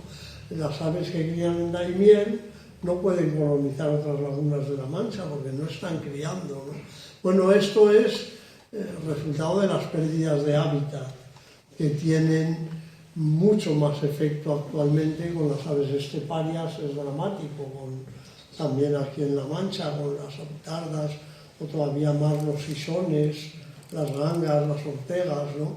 Se pierde su hábitat, cambian las viñas, cambian los cultivos, se transforma en el regadío, entonces desaparece, pero luego también les afectan los cambios de clima, porque alteran sus ciclos fenológicos que llamamos, ¿no? La época en que crían, y entonces pueden criar en una época en la que hay poca comida, porque según sus cálculos evolutivos debería haber comida. Los papamoscas, un pájaro, dice, yo voy a criar a principios de mayo ahora, porque cuando me nazcan mis pollitos habrá muchísimos insectos. Pero resulta que los insectos se asan de calor, y los insectos han sido muy abundantes con las larvas hace un mes. Cuando nacen los pollitos de papamoscas hay poca comida y los pollitos no sobreviven. Las polladas, que eso se ha estudiado en distintos sitios de Europa, también en España, de ser de 5, 6, 7 pollitos que vuelan, pues ahora vuelan 2, por ejemplo, ¿no? Y esto es más bien un cambio en el ajuste entre unas especies y otras, ¿no? Puede haber más plagas también, porque hay más insectos en la época que antes no había, y todo esto les afecta notablemente, pero ya digo, los cambios de hábitat aquí en nuestras latitudes, pues en gran medida por la agricultura, en otros sitios, bueno, también la agricultura, la deforestación del Amazonas para plantar soja, para hacer pienso, o la deforestación en Borneo para plantar palmas y luego con el aceite hacer cosas que compramos por aquí, ¿no? Pues es también origen de la pérdida de numerosísimas especies en los bosques tropicales. Desde que escribió el libro con su padre ha cambiado, creo que a mejor, la conciencia ambiental. Tenemos movimientos internacionales como el de Greta Thunberg, que también la cita en la reedición del libro. ¿Hay esperanza para el medio ambiente? Bueno, yo he debido estar muy pesimista y muy viejo porque Cristina empezaba a llamarme de usted. He notado que hemos empezado de tú y muy amigos y ya está diciendo con este ser, cuidado, distancia. Y ya me llaman de usted. Que te tendré siempre. El respeto me sale cuando tienes respeto hacia alguien, te sale siempre el usted. Bueno, yo creo que sí que hay esa esperanza, ¿no? Yo creo que hay un cambio, que el hecho de que hoy estéis tantos aquí para oír hablar de la tierra herida, aunque sea un libro, aunque sean encuentros literarios, refleja una inquietud por el medio ambiente. El hecho de que todos estemos concienciados de que hay poca agua refleja una inquietud por el medio ambiente. Hace unos años eran los hijos los que decían a los padres: apaga la luz, cierra el grifo, no malgastes agua. No. Ahora mismo los padres son jóvenes, sois jóvenes, y ya enseñan a sus niños desde muy pequeños que no hay que gastar agua o que no hay que gastar. Yo creo que este cambio se tiene que notar, ¿no? Que está llegando a tener capacidad de decisión generaciones que ya han crecido pues con libros como La tierra herida, con Rodríguez de la Fuente, con otros, ¿no? Y que esto creo realmente que va a cambiar, ¿no? Un niño en un colegio les dije: ¿tú por qué crees que hay que gastar poco agua o que no hay que tirar el agua? Y me contestó y me gustó: para que la tierra dure más. No sé lo que él se imaginaba que es durar la tierra, si pensaba que se iba a deshacer de golpe, ¿no? Pero lo cierto es que el niño tenía la idea de que estaba relacionada la salud del mundo en el que vivía con su comportamiento. Y esto me parece muy importante. La voz de la experiencia que nos dice qué podemos hacer cada uno para aportar nuestro grito de arena para ayudar a la conservación. Bueno, pues es un tema complicado porque si nos conformamos con lo que podemos hacer cada uno, probablemente es poco, aun siendo mucho. Podemos hacer muchas cosas, podemos, como ya digo, pues gastar poca energía, ahorrar en agua en la medida en que podamos, no tirarlo, ¿no? No es fácil decir: hombre, riega menos el jardín, o planta otras cosas, o hazle un jardín árabe con zonas desnudas, porque se puede regar, se puede cultivar con menos agua, ¿no? Podemos reciclar basura, podemos vigilar lo que compramos, pero ya ahí entra un segundo elemento, que es lo que podemos hacer como ser social, ¿no? Como animal social podemos organizarnos y trabajar igual que el club de amigos del patio de las comedias. Podemos organizarnos para ser amigos de la tierra, amigos del consumo saludable, amigos, y esto ha funcionado en muchos sitios, ¿no? Una de las cosas más impresionantes fue en Japón, que les gusta tanto comer pescado, comer el atún, el sushi. Bastó un vídeo que se filtró de unos activistas ambientales en una televisión de Japón, en la que se veía cómo mataban a los delfines que capturaban al estar pescando atún, para hacer una campaña y que la empresa que vendía ese atún en Japón, en latas, en tal, crudo, en sushi, en tal, se viniera abajo. O sea que en cuestión de 2 meses tuvieron que cambiar todas las normas de la compañía, sancionar a los pesqueros donde habían matado a los delfines, tal y cual, porque la gente les obligaba, literalmente. Se hundía la petición de coches ambientalmente más saludables, pues también es bastante notable, por muchas dudas que tengamos luego sobre los saludables que sean, ¿no? Por un lado nos los venden así, por otro lado tenemos derecho a dudar, vaya usted a saber, porque ya hay antecedentes donde no te vendían lo que decían, ¿no? Pero bueno, todo eso lo podemos hacer, y podemos hacer, desde luego, exigir a nuestros gobernantes que se comporten de la manera que nos guste, haciéndoles ver que estamos dispuestos a asumir las dificultades, o sea, que no se crean que somos tan egoístas y tan ingenuos como para creer que no vamos a tener que prescindir de nada. Seguramente tenemos que prescindir de cosas, que nos digan de qué y por qué, y les votaremos aunque nos pidan ajustes, ¿no?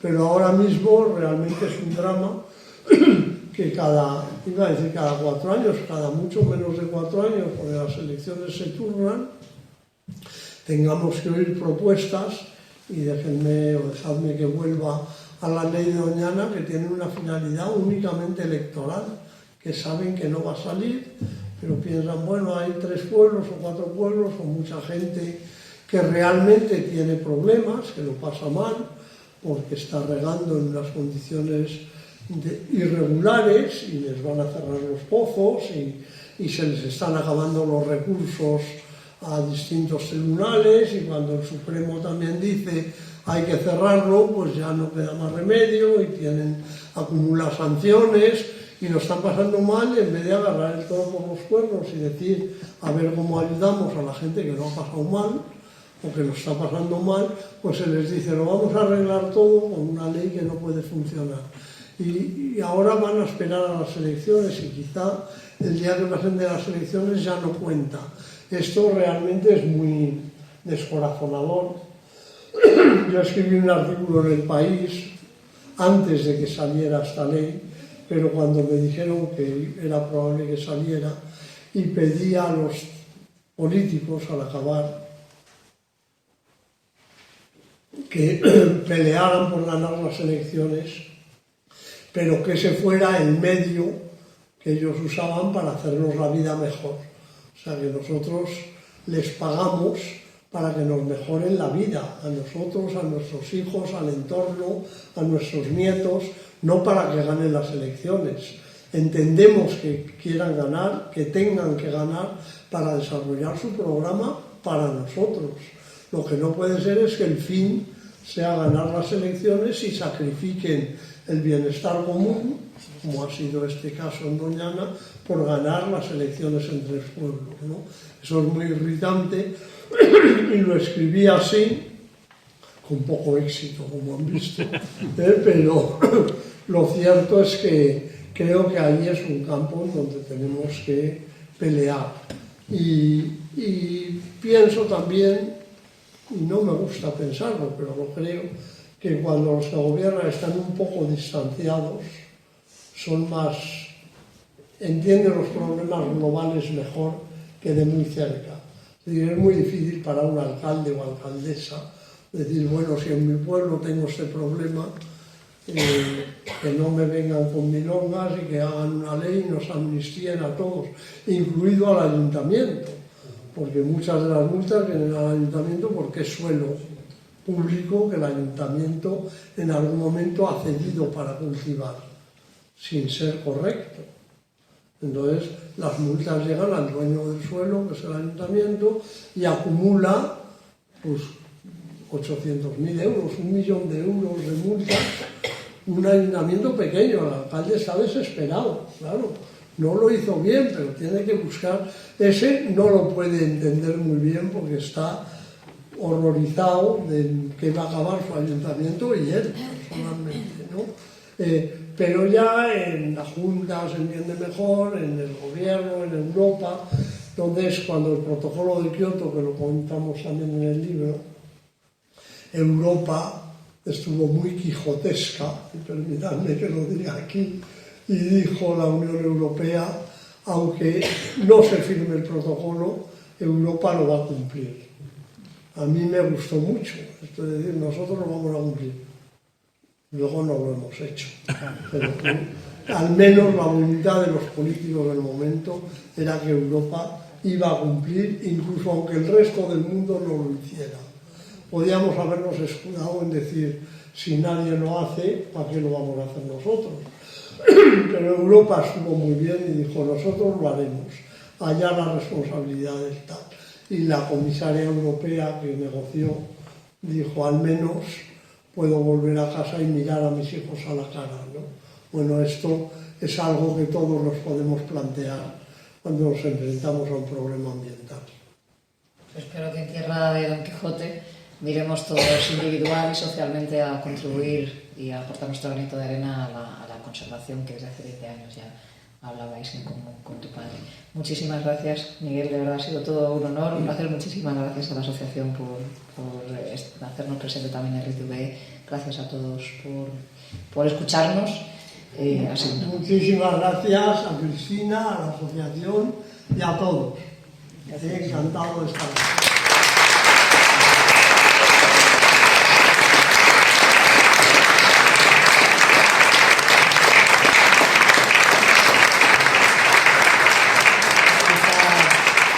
Yo he tenido la suerte de tener de primera mano a Miguel, pero seguro que hay alguien en el público que quiere hacerle alguna pregunta que a mí se me haya quedado en el tintero. Sí, yo te quería decir, bueno, a los que están aquí, el libro me parece una auténtica maravilla, me ha gustado un montón y lo hablaba con Isabel y creo que ya en algún país lo tienen como lectura obligada en los institutos. Yo lo voy a recomendar, voy a hacer todo lo posible porque me parece que se debía de que los jóvenes tenían que leer viendo la España que les vamos a dejar, pero las que van a dejar eso es peor, porque cómo se va cumpliendo todo lo que habláis ahí. Me parece que científicamente por ti está perfectamente datado y las preguntas de tu padre es que son que te llegan son muy profundas. Oye, y me contestas, pero mójate. Graciosísimo. Y cómo, que lo acabas de nombrar, lo del protocolo de Kioto, que si él te dice, porque es muy fuerte lo de la capa de ozono, yo no era consciente, que es que la capa de ozono, dices tú ahí, que es la crema de protección que ahora nos damos para el sol. Si la capa de ozono no se estuviera destruyendo, no necesitaríamos darnos tanta crema solar para protegernos. ¿A qué límite vamos a llegar? Porque tú hablas de unas cantidades que son desorbitantes, cómo va aumentando. No, y te dice tu padre, perdona y termino, dice tu padre, si todo esto es tan grave, ¿cómo los gobiernos no acatan de golpe todas las cosas del protocolo de Kioto? La capa de ozono, afortunadamente, es lo único de todos los problemas globales que afectan al conjunto de la Tierra. Es lo único que en 2004 ya se estaba recuperando y ha continuado recuperándose. O sea, la capa de ozono está mucho mejor, prácticamente recuperada, ha dejado de ser un problema. Ahí se firmó un acuerdo en Montreal y se cumplió muy pronto por todos los países porque realmente se comprendió que era terrible y que iba muy, muy deprisa. Y era más fácil de solucionar que otros temas. No ponía en cuestión nuestra manera de vivir, que es un poco lo que ocurre con el CO2 y el calentamiento global, ¿no? El CO2 es, nuestra manera de vivir implica consumir, gastar mucha energía para hacerlo todo y entonces liberamos mucho el usar máquinas para todo, para arar la tierra, para deshegar los ríos, para hacer pantanos, para hacer... Todo esto implica muchos liberación de CO2, quema de combustibles fósiles, etcétera, etcétera, ¿no? Destrucción de selvas completas que almacenan en los árboles el CO2. Entonces, tendríamos que acostumbrarnos a vivir con menos, a que el crecimiento sea crecimiento de la felicidad, de estar a gusto, de evitar un poco todas esas necesidades que se nos han creado o que nos hemos creado todos, solos, de decir, uy, cómo me gustaría ir todos los años al Caribe. Pues bueno, hay gente que a mí me ha dicho, alguna gente que la que menos me esperaba. Yo es que sin ir todos los años 2 semanas al Caribe, siento que me falta algo, ¿no? Bueno, es una necesidad tan artificial que parece que tendría que ser fácil prescindir de eso. Pero lo cierto es que la publicidad, el sistema en el que vivimos, nos incita a eso. Cambiar eso es muy, muy difícil. La capa de ozono se deshacía, en cambio, por los gases CFCs, pues nunca lo digo bien, fluorocarbonos, que rompían la molécula de ozono y liberaban CLO, y luego se rompía y rompía otra vez la molécula de ozono. Bueno, una molécula del CFC rompía cientos de miles de moléculas de ozono, con lo cual iba muy, muy deprisa, ¿no? Pero esto se usaba básicamente para refrigeración, y entonces lo que hubo que decir es, bueno, hay que inventar otro refrigerante. Hay algunas otras moléculas, se sigue rompiendo un poquito el ozono, pero menos del que se produce, porque se está recuperando, ¿no? Entonces, cambiar eso, primero el problema era inmediato, era de cánceres de piel, de daños oculares en el hemisferio sur, en tal, y luego pues afectaba a un sistema de refrigeración que se usaba en todo el mundo, que era eficiente y tal, pero que se podía inventar otro. Y se inventó otro. Es mucho más difícil, y nos hubieran dicho, tenéis que prescindir de neveras y refrigeradores. Ahí seguramente seguiría rompiéndose el ozono, porque diríamos, con el calor que hace, ¿cómo voy a tomar la Coca-Cola sin hielo, ¿no?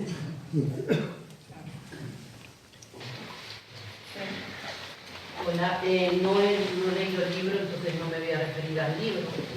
En el año 92, en la conferencia de Río de Janeiro, de la Conferencia de la Tierra, ya se plantearon muchos temas del cambio climático y se produjeron muchísimas contradicciones. Por ejemplo, Brasil defendía que iba a talar en la Amazonía, puesto que quería desarrollo. También se planteó que son los grandes contaminadores, muchas veces se le está echando la culpa a las personas, a los ciudadanos, cuando los grandes contaminadores son grandes multinacionales. Y además, muchas de ellas, o en el tercer mundo o en el primer mundo.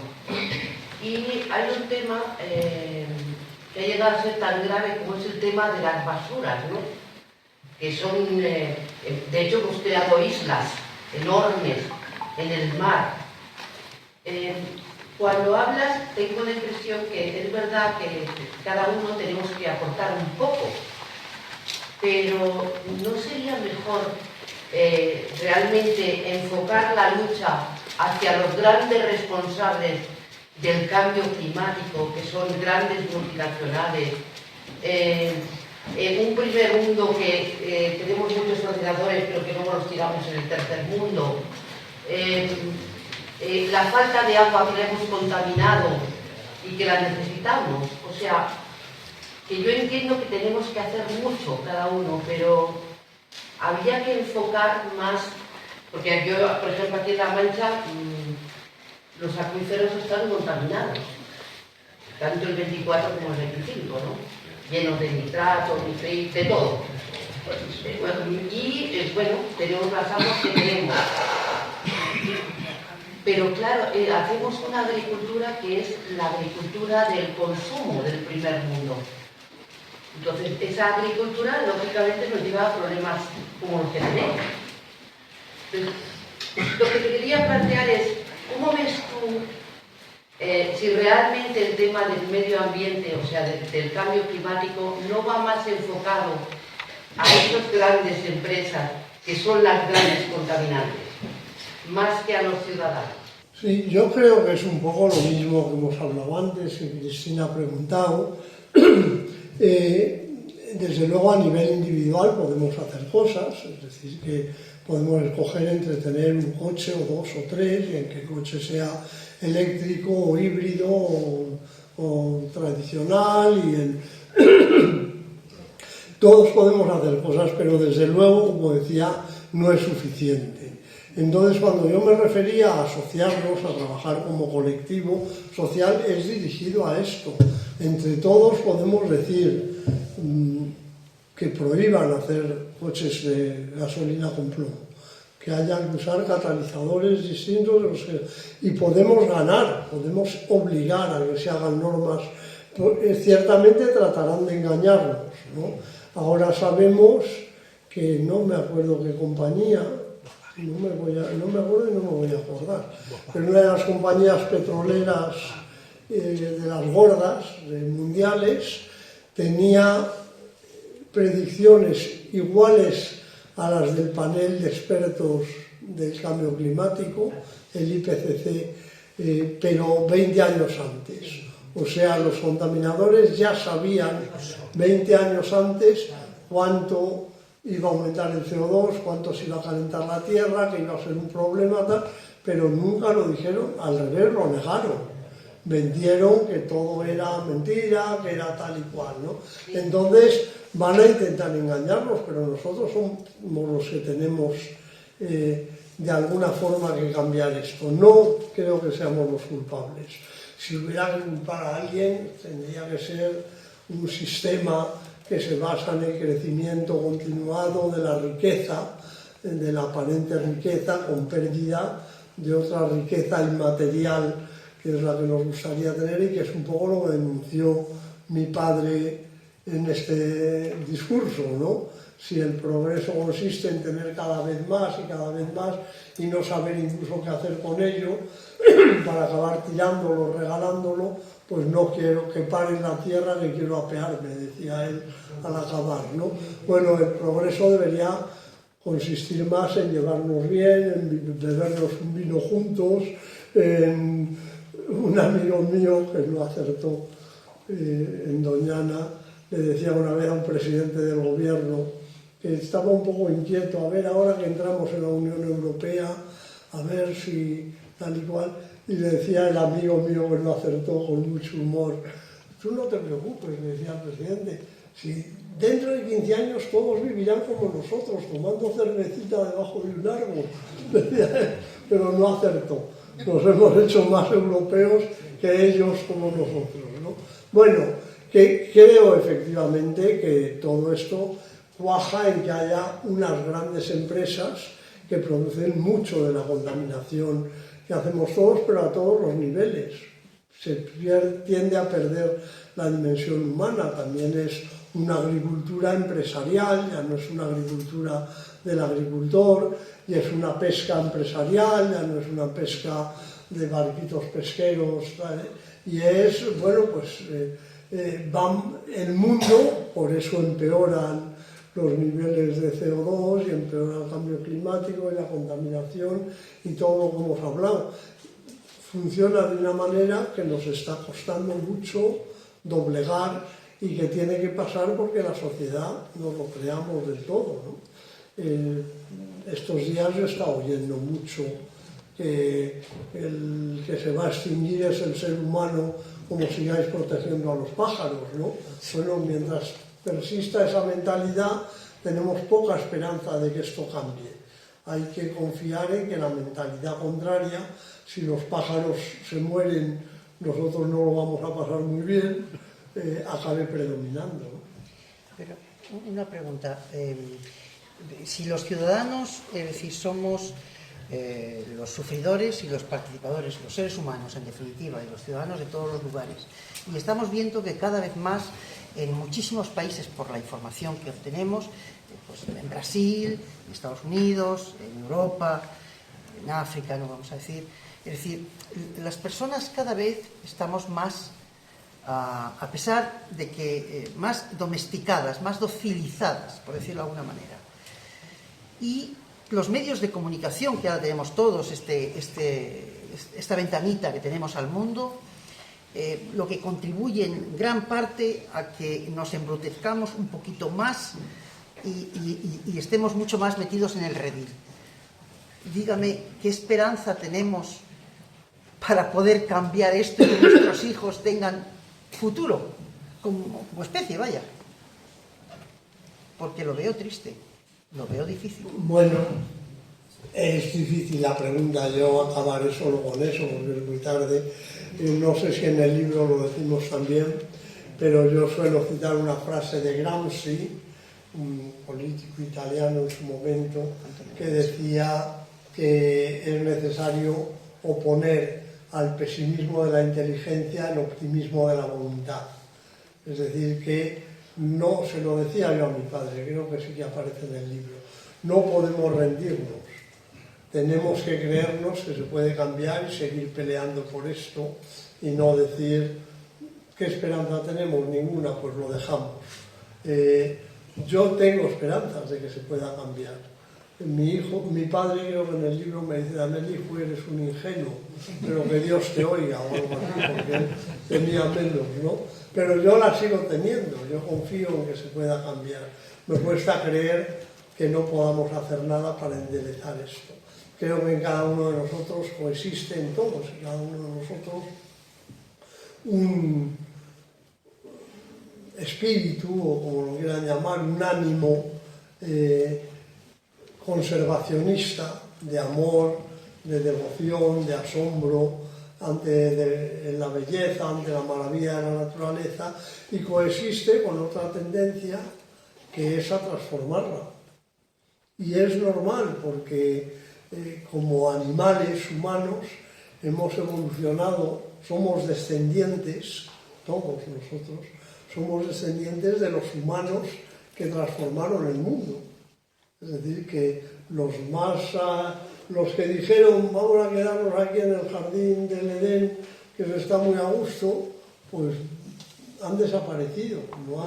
Los que dijeron vamos a conquistar otras tierras, inventaron la agricultura, inventaron la ganadería, inventaron las máquinas.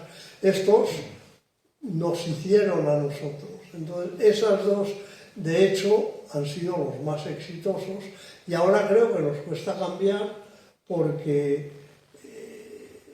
hemos subido una montaña de éxito como humanidad.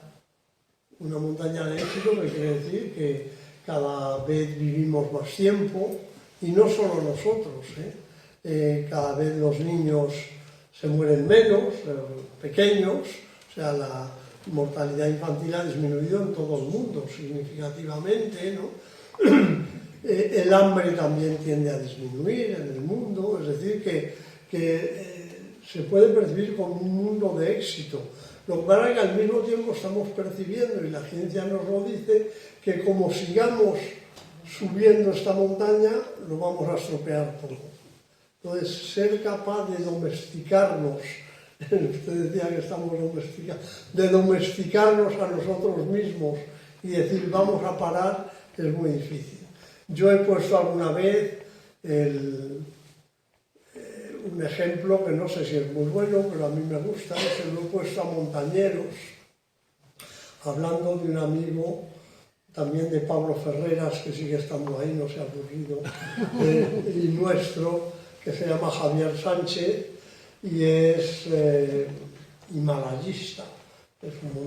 Bueno, Javier Sánchez fue al Everest y subió al Everest, está casado con una compañera nuestra, y fue luego al K2. Y estaba en el K2 y fue con mucha, pues como se va a esos sitios, ¿no? Con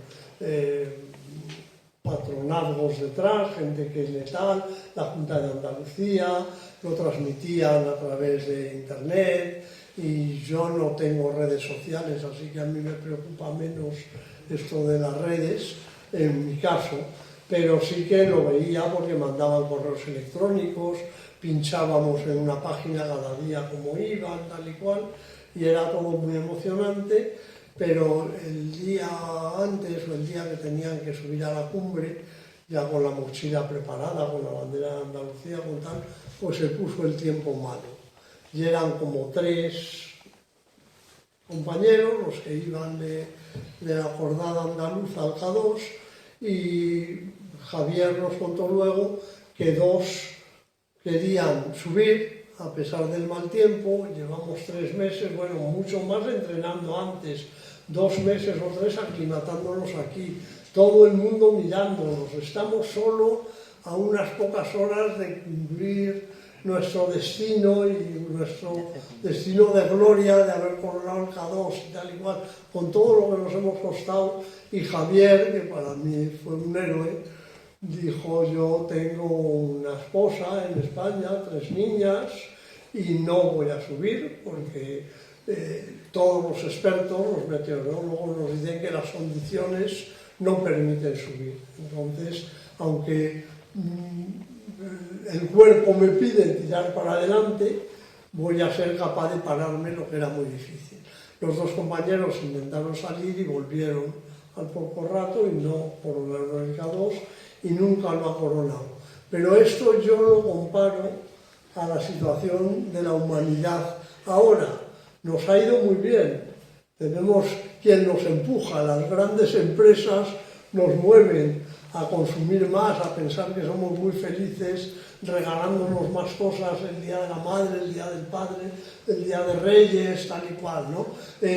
Bueno, podemos pensar que es la mejor manera de vivir posible, y en muchos aspectos lo ha sido, pero todos los expertos nos advierten de que el tiempo ha cambiado, que vienen malos, que nos podemos morir si continuamos por el mismo camino. Hay que saber parar a tiempo y decir: renuncio, porque renunciar es ganar, ¿no? Yo creo que esa es nuestra situación.